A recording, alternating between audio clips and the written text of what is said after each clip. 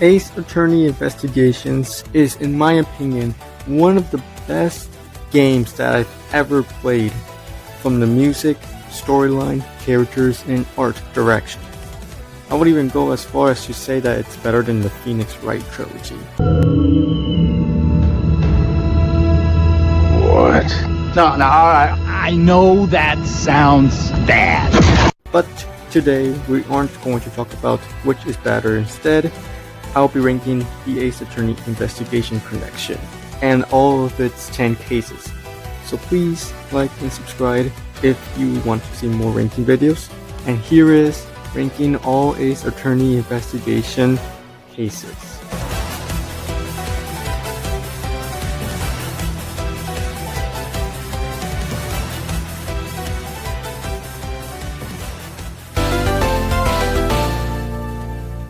Objection! This case is the weakest in the entire game. Yes, you get to play as a younger Edgeworth. Yes, we get to see a young Franziska and Gumshoe. Yes, we see Von Karma and the old judge again. But the build up to the big reveal near the end of the case is so underwhelming. And it's just a way to explain how Edgeworth and Gumshoe began working together and how they met Kay.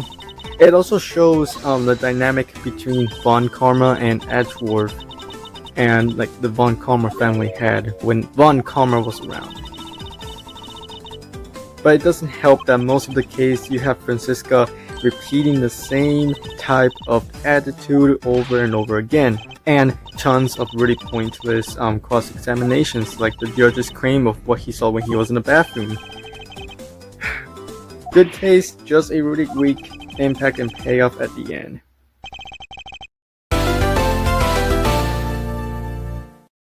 This case starts off with Edgeworth being tied up and accused of the murder, which is awesome.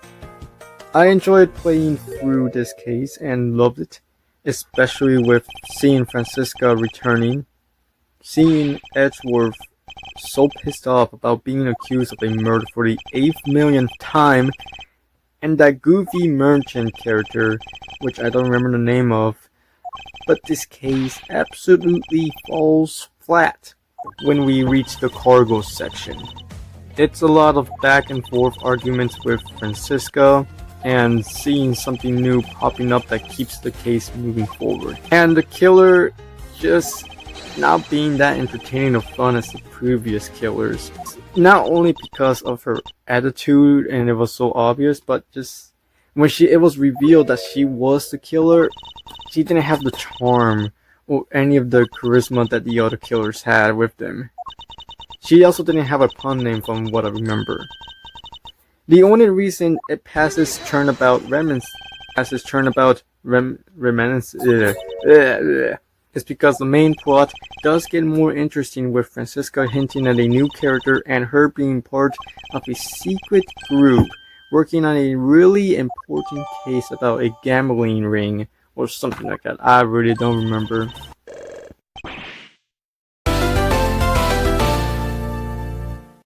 I don't have much to say about this case other than it really made the intro scare with the intense music, introducing us to one of my favorite Ace Attorney characters and also introducing Lane. Apart from those things, this case's pacing is so strange to me, because at one moment it feels like you reached the end, while the other moment it just slows down. This is mostly seen in the cross-examination of the boyfriend. Like, the music makes it feel like we're about to take him down, only for him or his father to pull some BS in the middle of the argument.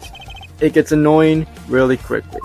And the reason this case is in 8th place is due to it introducing us to two amazing characters and still adding on more to the big mystery plotline of the gambling ring, with Lane being part of it as well. Turnabout Ablaze. This case is amazing. Everything about this case, perfect.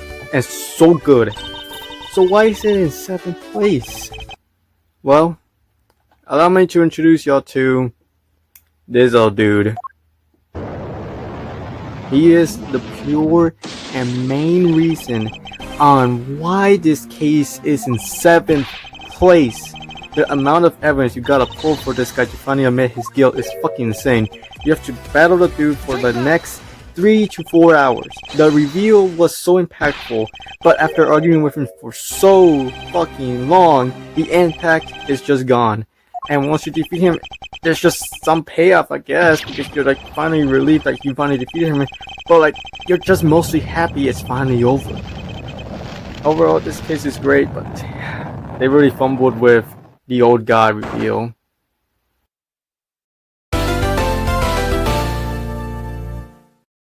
It's great. We get to see an attempted assassination on the president of a country. Yay! But anyway, this case is good.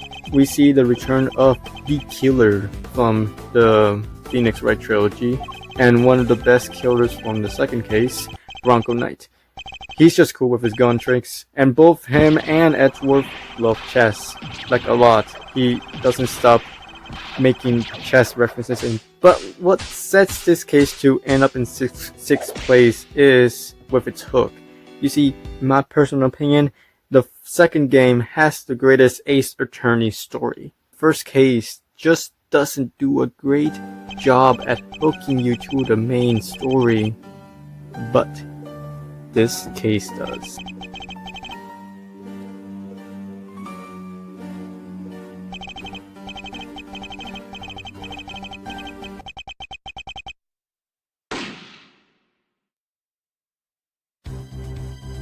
Turnabout Visitor is definitely my favorite first case to an Ace Attorney case. Like, it never tries to slow down the pace, everything just happens so quickly. The killer is your typical and classic guy who has pun name, which should let your average Ace Attorney fan know that they are in for a good time. And the case does a better job at hooking us in by showing us the symbol of a legendary thief name whose name I will not try and pronounce. So why is this case in 5th place? Because there are far better cases that surpass this one case.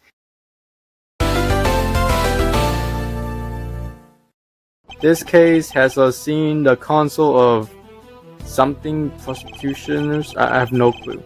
And a lot of stuff happens. I won't spoil much because trust me, there's a lot of stuff that happens in this case. But Mr. Winner wins the Worst Dad of the Year award. Anyway, just know that this case is amazing in every possible way. The intro to this case is insane, with the game making the player think that a dog just committed a murder. However, your average Ace Attorney fan will quickly know that there's something much bigger to this, which you would be right about. Anyway, this case introduces 3 major characters, which are amazing. First, we got Judge Gavo, I'm not sure if I'm pronouncing that right, Winner, and Vander.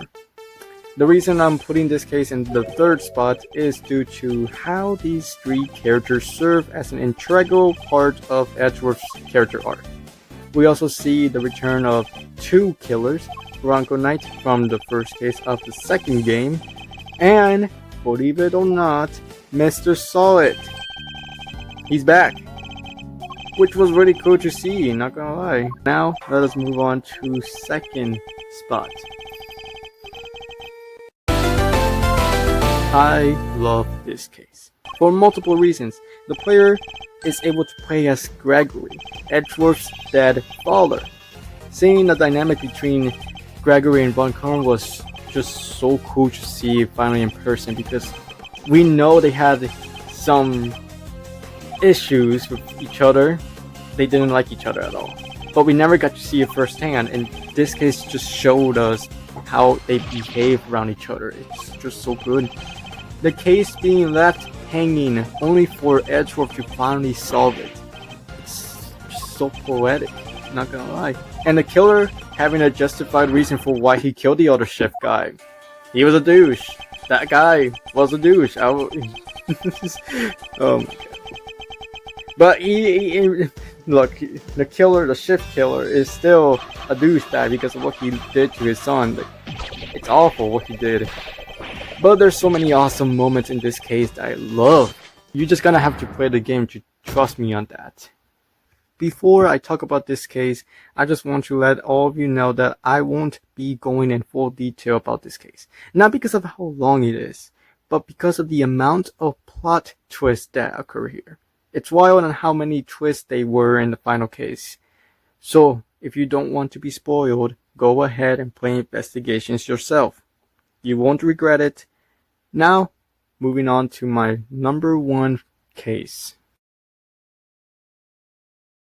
Turnabout for the Ages is the type of final case that you would like to see in the finale of an Ace Attorney game.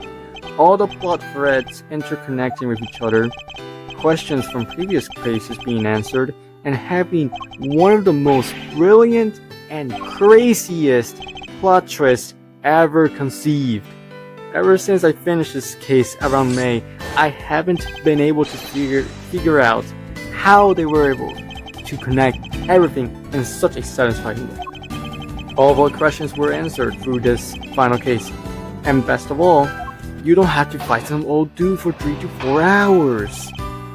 But jokes aside, the case does a perfect job at wrapping Edgeworth's arc about what kind of prosecutor he wants to be, what is the right path to take. But thanks to the friends he's made along the way in this game, he finally figured out the answer to those questions, ending his story there.